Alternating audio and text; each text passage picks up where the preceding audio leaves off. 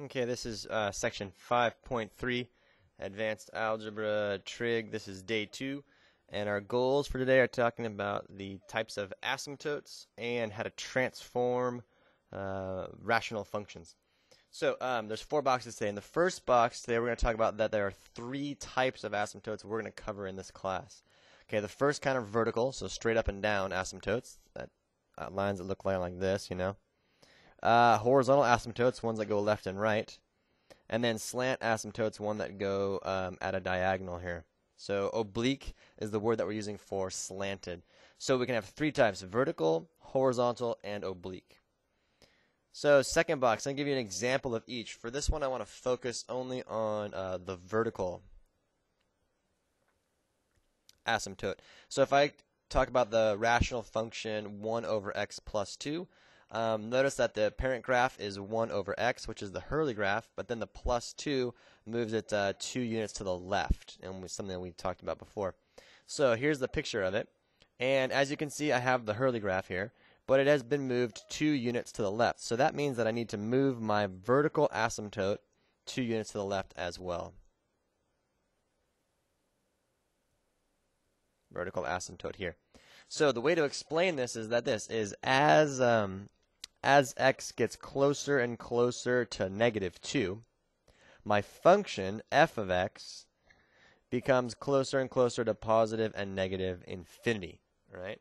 So that's the vertical asymptote there. As my x values get closer to -2, my function either shoots down to negative infinity or my function shoots up to positive infinity. That indicates that there's a vertical asymptote there. And notice that the domain of this function is the same thing as the vertical asymptote, right? All real numbers x such that x cannot be a -2. And the reason is because, of course, we have this line here, and our function shoots off to positive and negative infinity. So we're not allowed to have that. So vertical asymptotes and domains for rational expressions or rational functions are basically one and the same.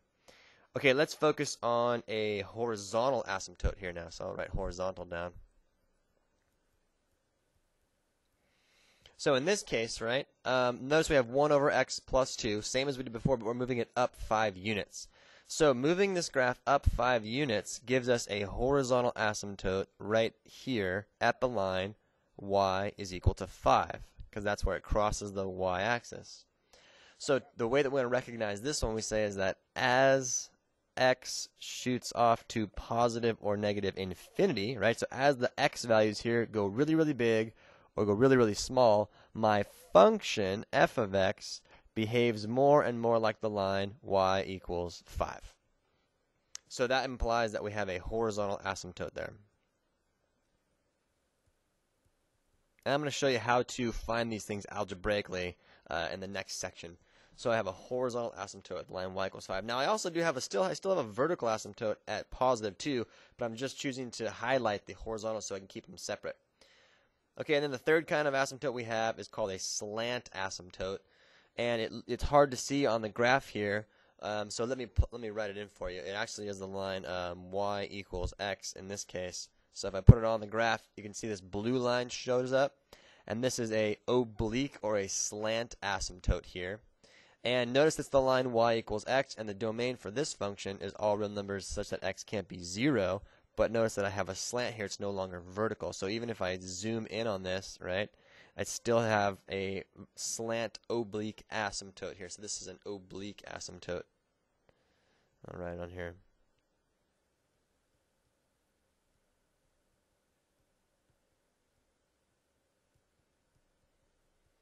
So those are the three main types that we are going to be dealing with in this class, right? Oblique, horizontal, and then vertical. So those are the 3 types.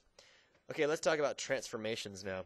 Let's use transformations to graph the rational function 1 over x minus 2 quantity squared plus 3, the rational expression here. So here's how I want you to break it down.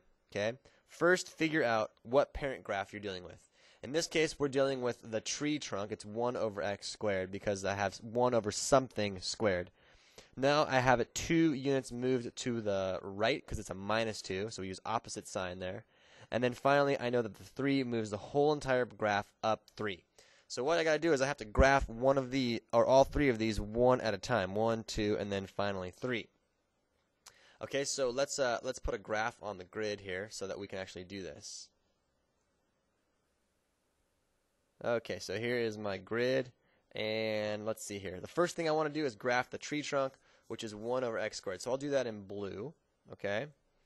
So I know that 1 comma 1 is on the graph, and I know that negative 1 comma positive 1 is on the graph, and I know that there is a horizontal asymptote at the line y equals 0, and I know there's a vertical asymptote right up in the middle for the graph of 1 over x squared. So I'll put that graph on the coordinate plane here, and I should have something that looks like that.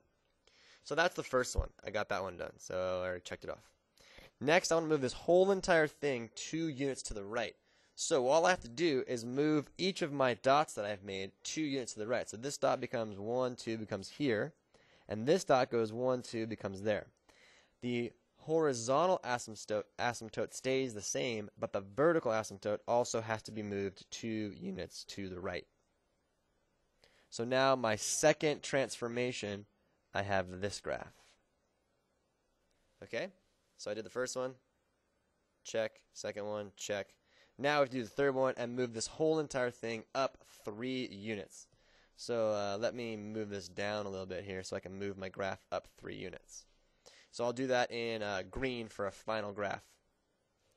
So up 1, 2, 3, so a dot goes there, and then 1, 2, 3, and a dot goes there.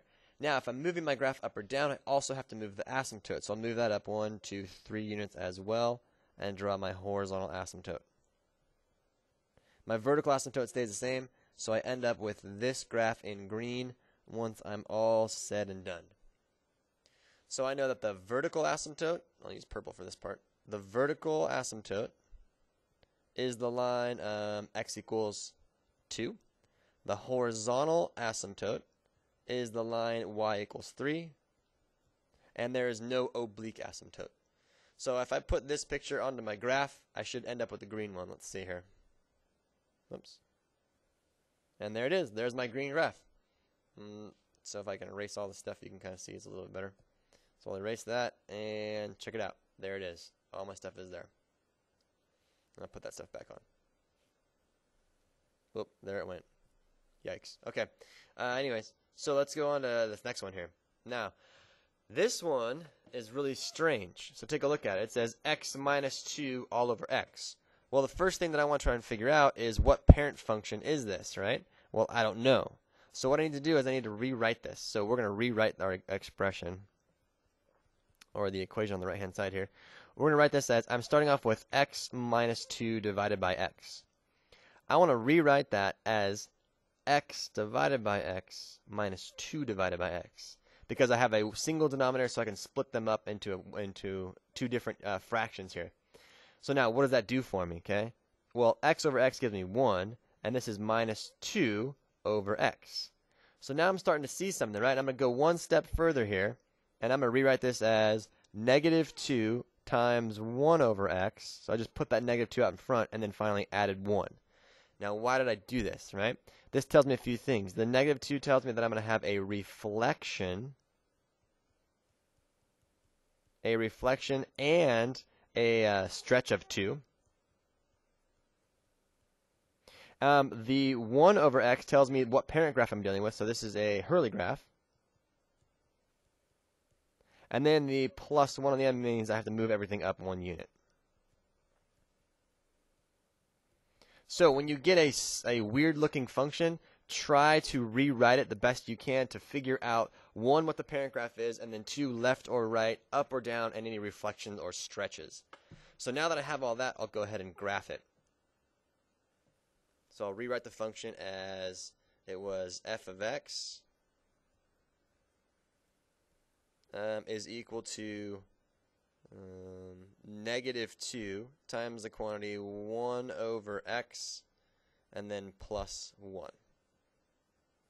There we go. Okay, so first thing I'm going to do is I'm going to graph, put a graph paper on my page here, and I am going to graph 1 over x, the Hurley graph, okay? So for that one, let's use blue.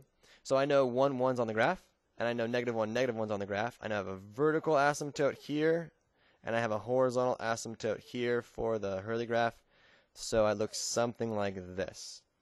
So there's my first step, right? There's 1 over x. Okay, second step, I need to reflect it and multiply by a factor of 2. So if I write these down in sync over here, so I'll write down f of x was 1 over x. That's the blue graph. I'll use red to say f of x is equal to negative 2 over x, or the same thing as negative 2 times 1 over x. So if I plug in x equals 1 to this function, if x is 1, I'll get an output of negative 2. So 1, negative 2 is on the graph.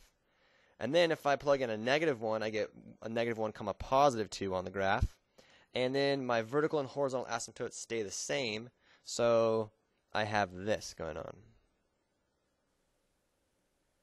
So there is my second transformation of f of x equals negative 2 over x. And then finally, all I have to do is add 1 to it. So I'm going to move my graph down a little bit so I can add 1 to each of these things. I'll do that in green. So add 1 up unit, add 1 up, and now I have to move my horizontal asymptote up 1 unit as well. So I get this picture in green when I'm all said and done. So f of x equals the expression negative 2 over x and then plus 1. So the green graph is what I was looking at, and if I can check to make sure I did it right, let's see here. There you go. All the stuff is pretty much there. So you can see that the red graph that the graph drew. Let's see, can I change that color?